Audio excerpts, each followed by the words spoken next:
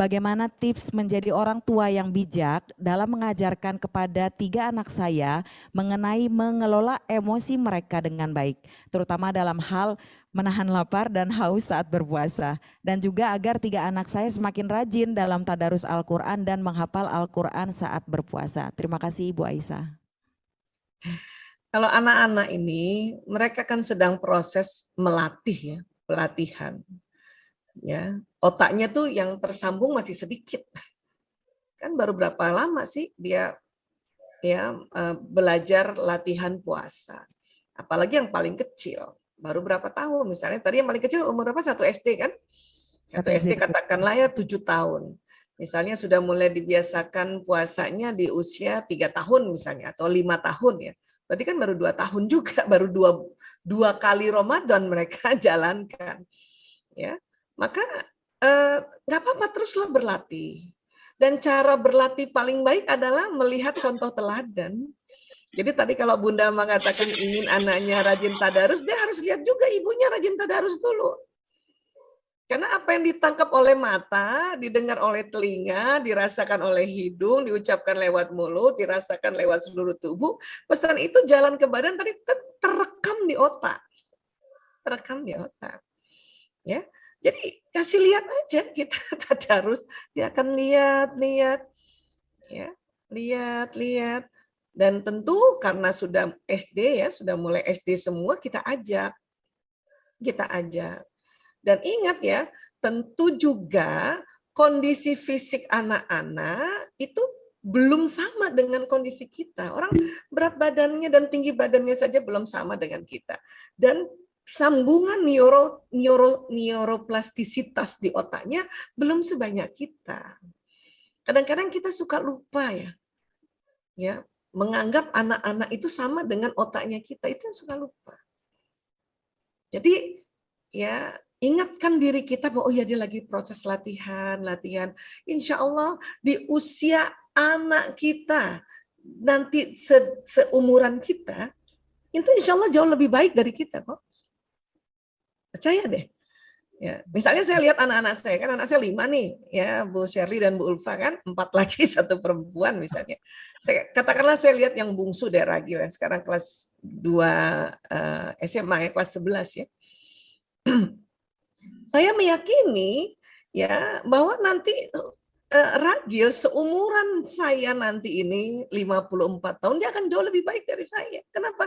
Karena saya melihat dia sekarang ini itu lebih baik waktu saya, seperti saya waktu kelas 11 itu, waktu kelas 2 SMA. Gitu. Dan keyakinan orang tua ini akan nanti betul-betul terjadi, apalagi keyakinan seorang ibu. Gitu. Ya. Nah, jadi sekali lagi kalau mau anaknya nanti rajin tadarus, kemudian rajin memanage emosi, ya kasih lihat contohnya aja. Ya. Nah, tentu kalau bicara manajemen emosi itu perlu belajar emosi yang betulan ya. Hari ini kan kita bukan fokus ke manajemen emosi. Manajemen emosi itu bukan berarti ya anak-anak tidak boleh marah, tidak boleh sedih, tidak boleh takut, bukan berarti itu. Ya. Belajar manajemen emosi justru mengajarkan selain di mana tempatnya emosi, ada berbagai ragam jenis emosi yang Allah ciptakan, fungsinya untuk apa, itu harus dijelaskan. Ya. Dan anak-anak juga perlu melihat bahwa oh, ibunya kalau lagi marah ya ternyata ibunya langsung duduk, kemudian beristighfar berulang-ulang. Itu anak-anak harus lihat itu. Bahwa ya emosi itu ada di manusia, Allah ciptakan, tetapi cara mengelolanya, oh begitu toh. Ya. Saya juga begitu, kasih contoh sama anak-anak, ya pada saat sedang tidak emosi, lagi ngobrol-ngobrol aja, saya cerita, nak, otak emosi itu ada di tengah otak, namanya sistem limbik. Jenisnya macam-macam, nak. Kalau masih kecil kalian sebelum balik itu 4 jenis, ya sedih, takut, marah, senang. Tapi nanti setelah balik kita nak itu beragam jenisnya nak. Mulai dari apati sampai nanti ada jenis emosi senang dibagi-bagi sampai ada namanya ya ikhlas, ada namanya acceptance, ada namanya enlightenment. Diajarin anak kayak gitu. Ya. Dan emosi ini naik turun, Nak. Maka pada saat emosi itu turun, jadi kalau marah tuh turun loh, bukan naik ya. Karena yang tinggi itu level, kalau emosi itu bertingkat-tingkat, yang tinggi itu emosi yang mutmainah. Marah tuh turun. Jadi pada saat emosi kita turun, Nak, cepat-cepatlah kita bikin dia move on. Nah, kita pakailah bahasanya anak-anak sekarang. Ya. Dan cara move on-nya yaitu tadi istighfar. Diajarin aja. Ajarin. Tadi kenapa ada disuruh duduk Bu Aisyah? Ya karena Rasulullah SAW juga mengajarkan kita kalau lagi marah berdiri duduk. Jadi anak harus lihat, oh gitu tuh caranya. Bukan nggak boleh marah, tetapi oh kalau orang kan marah itu karena ada stimulasi ya dari luar. Ya, kita dimaki-maki tetangga hanya gara-gara parkir mobil keliru, nggak cuman malam-malam keliru, padahal paginya mau dipindah, dimaki-maki, masa nggak marah sih? Ya, anak lihat, oh ibunya marah, tetapi ibunya bisa kendalikan dengan apa? Dia duduk istighfar. Jadi gitu. Sekali lagi ya kasih contoh aja. Pokoknya ya mumpung anaknya masih kecil-kecil, kasih contoh, kasih contoh, kasih contoh. Insya Allah anak-anak akan merekam itu. Ya. Masya Allah. Orang tua adalah role model terbaik bagi tumbuh kembang anak. Jelas. Apalagi ibu ya. Karena ibu nih, kenapa ibu yang paling baik? Karena sistem saraf anak sama dengan sistem saraf ibu. Subhanallah. Jadi kalau ibunya kasih contoh, itu gampang banget direkam di otaknya anak, karena dia sama. Providernya sama ini. Providernya. Ya, maka yang jadi ibu bahagialah. Masya Allah. Baik, Bunda, melanjutkan ke pertanyaan berikutnya. Nah, ini kebetulan ada pertanyaan yang cukup singkat, jadi coba kami jadikan satu ya Bunda. Pertanyaan berikut dari Bunda Bella Luna. Jika lagi perjalanan jauh dan punya penyakit lambung, di saat bulan Ramadan boleh nggak Bu Aisyah puasa setengah hari? Istilahnya kalau untuk beberapa orang menyebutnya puasa beduk.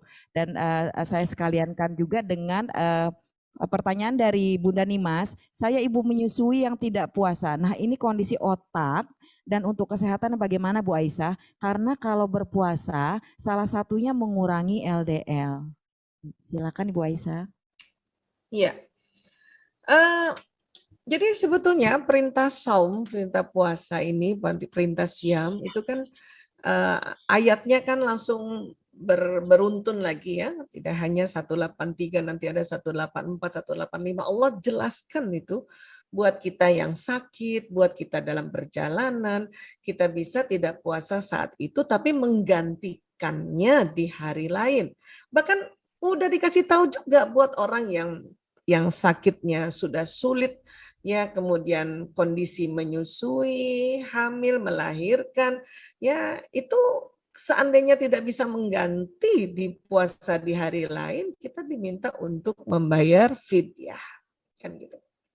Jadi sudah dikasih rambu-rambunya oleh Allah Ta'ala, ya, di mana kondisi-kondisi tubuh yang memang sudah sama sekali kondisi saat itu ya boleh tidak diperkenankan puasa, kan gitu.